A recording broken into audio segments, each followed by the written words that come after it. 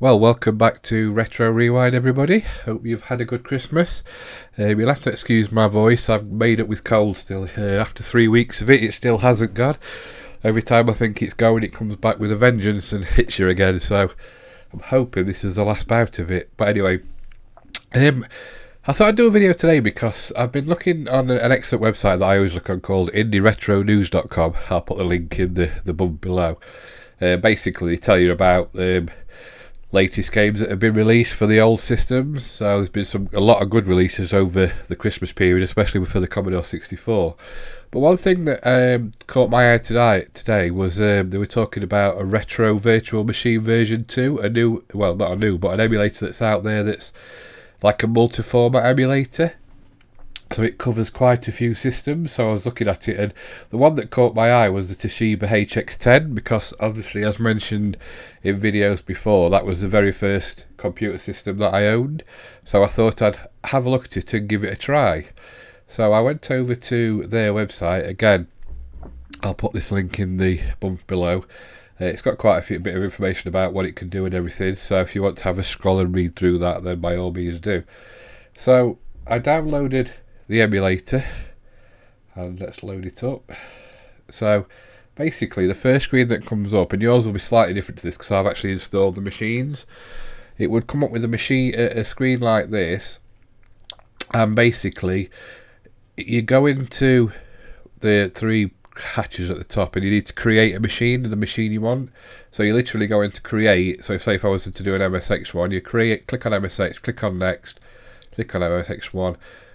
So obviously they've already got the Toshiba one at the minute. It looks like they're going to be bringing more machines in over time, which is a good idea. So you click on next, select the version you want, which I'm not going to do, and then eventually it will come up with and put this on the screen here that you set up. Now, one of the things you will need to do for this is go on to Google and find the relevant firmware that it's asking for now. And then once you've got that, you literally go into the firmware vault and you drag and drop in the file it's asking for, or the BIOS it's asking for. It also gives you the SHA1 code. Now again, there's an excellent program if you want to check that. I'll just show you that, called MD5 and Checksum Utility. It's easily found on the internet. So basically, you load that up, download it, you click on browse, select the BIOS that you've downloaded, and it will tell you exactly if it's the right one or not. So again, that gives you an idea to make sure that you've got the right package for this emulator. So once you've got the relevant files that you require, you're then ready to go. So the one I'm going to be looking at, like I said, is the MSX, because that's the one that I have the fondest memories of, and it's also the one that, even though there's some good emulators out there, I've always found it the most difficult to set up and use. Never worked 100% right first time. This one did, which I'm impressed about. So I'll just hide that for a second. So at the top, you've obviously got your basic controls. So you've got your power button, pause, your fast forward button, which is good, which I'll talk about in a minute, which is for when you're loading the tapes. You've got a lot of settings for the scan line, for the actual television set, which is pretty good. It looks pretty good, to be honest. You can have slightly different things, monochrome, curved, all different options you can mess about with. You've then got your sound system, so again you can mess about with the sound and change what you want it to sound like. You've then got your keyboard, so you can select your keyboard if your devices and things, and joystick and your sound, etc.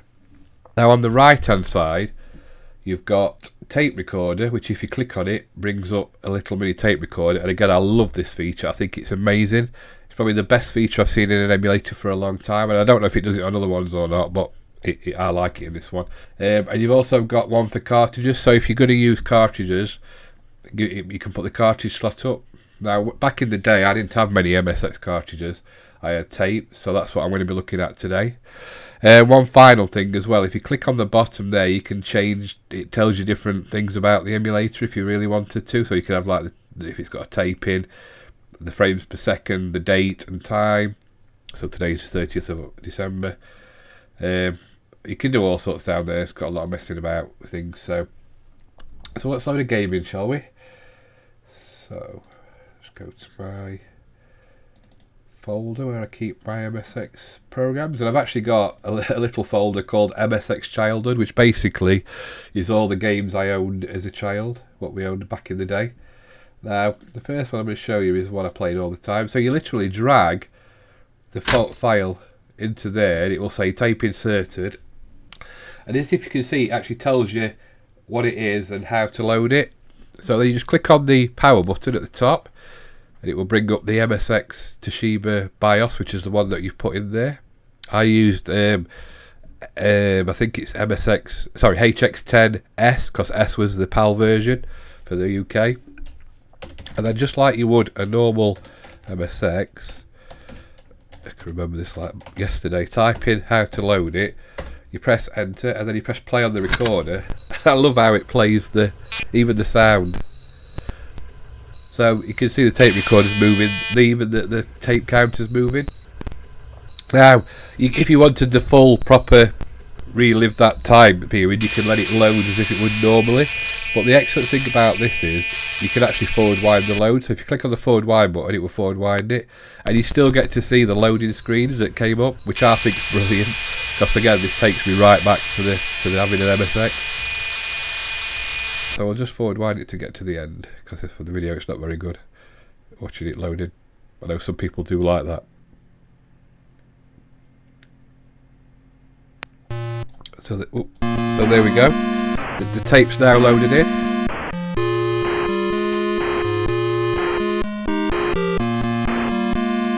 The track is wet. I hated the wet track.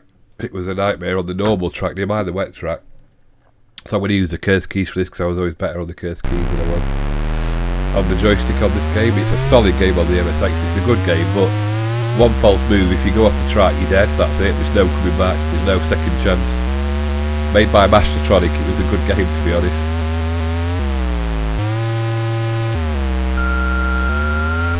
So as I say, the emulator's got it supports quite a few different systems currently. So it's got the Sega system, the Master System, and the SG-1000, the Amstrad, a few of the Amstrads, the 464, the 664 I think it is, and 6128 I believe. I'm not really up on the Amstrad side. It's got the Spectrums, the Spectrum 48K, 128K, +2, +3, the Spectrum Plus.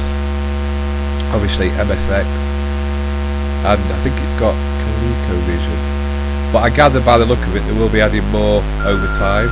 But to say it's only been out for a bit, it's a really good emulator. I love the fact it is a bit fiddly to set up at first, don't get me wrong, but once you've got it set up it's brilliant, and I will definitely be using this as my go-to emulator, especially for MSX stuff. Makes it so much easier.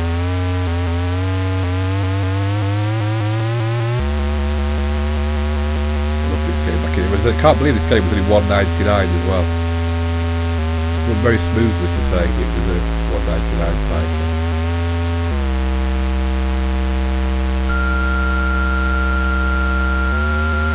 I'll show you what I mean. If you go off track, you literally die instantly, and that's it. It says you crashed, you're out of the game. You crashed the car. Well, there you go, you're dead. No second chances. The other good thing I like about it is the tape counter. So if you can see there, you can press the 0, it zeroes it back out. Now to take the tape out, you press the eject button, and it will ask you if you want to save it, but obviously we don't. So I'll just turn that off and on again, like you did back in the day, and we'll load up another game now. So you put it in there, your tape's inserted.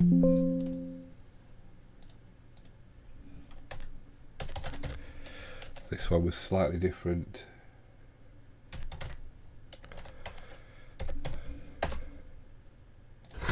Play. I love the fact it's got the same sounds as well to download it.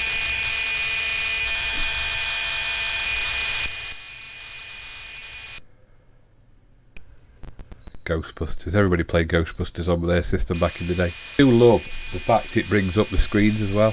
And I know other ones do it. I think the Spectrum can do it if you load it in a tape version and stuff. But I like the fact that you've got the tape recorder at the side. If you don't want the tape recorder, obviously you can click on it and it makes it full screen to take it away. But I just like it for the crack, if you like. Sort of forward wind it to get to the end.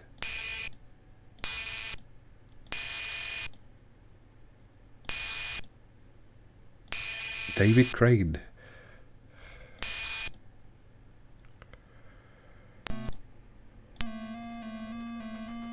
Mr. Ghostbusters. Damn you.